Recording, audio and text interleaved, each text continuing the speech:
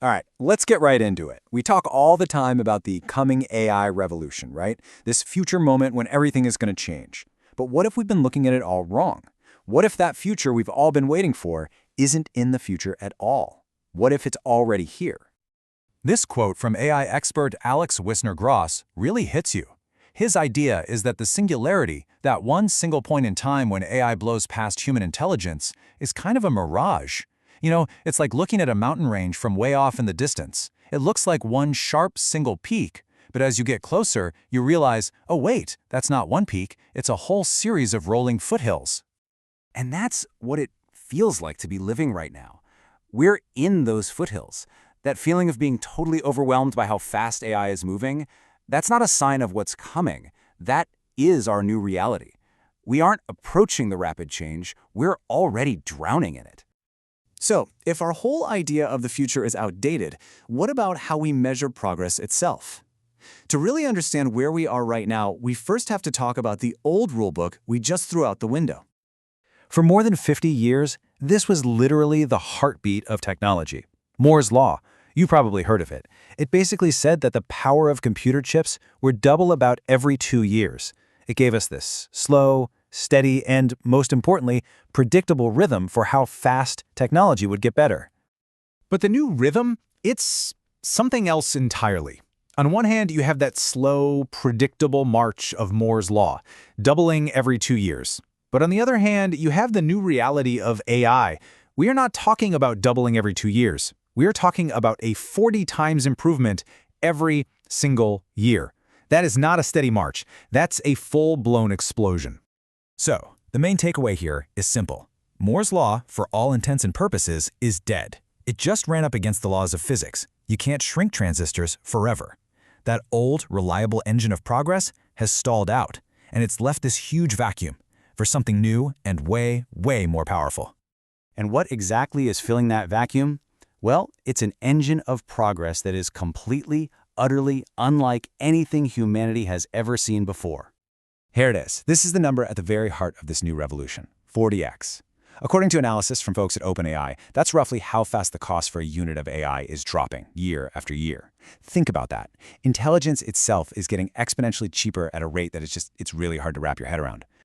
Now let's just put this in perspective for a second. Let this sink in. Humanity has never seen the cost of something this fundamental drop this fast. Not ever. Not the printing press, not electricity, not the first computers. This isn't just another tech trend. It's an economic event with no historical parallel. Okay, so 40x is a huge number, but it's kind of abstract, right? What does that actually look like when it hits the real world? Well, it looks like the fundamental rules of science and discovery are being completely rewritten right in front of our eyes. Let's take a perfect example from biology. For decades, there was this monumental challenge called the protein folding problem. Figuring out the 3D structure of just one protein was so unbelievably hard, it could be someone's entire 5 or 6 year PhD project. And then, AI models like AlphaFold were pointed at the problem. And the result?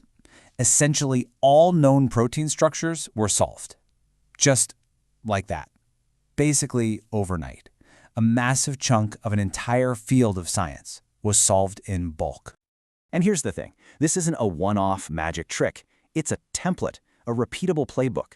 You find a field of science with a bunch of open, unsolved problems, you apply this new kind of intelligence, and you just watch as the entire field gets steamrolled.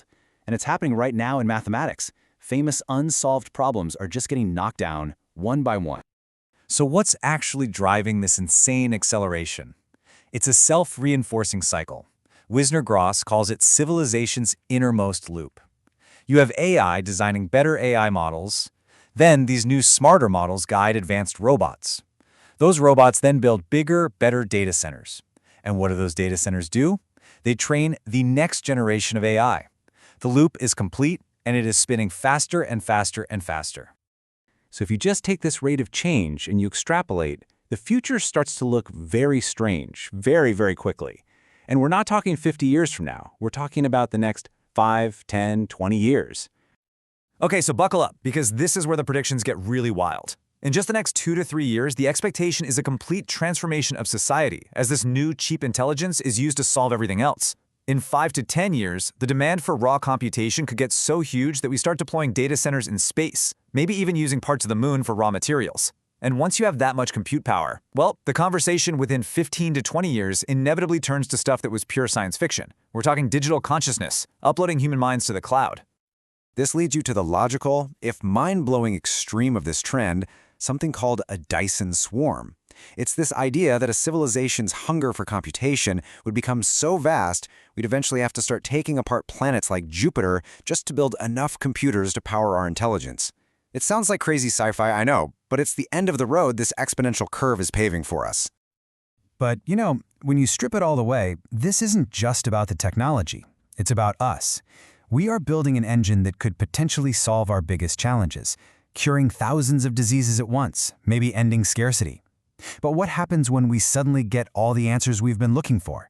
Does our civilization have the wisdom, the social structures to handle that much change, that fast? That's the real question, isn't it? Are we ready for the answers?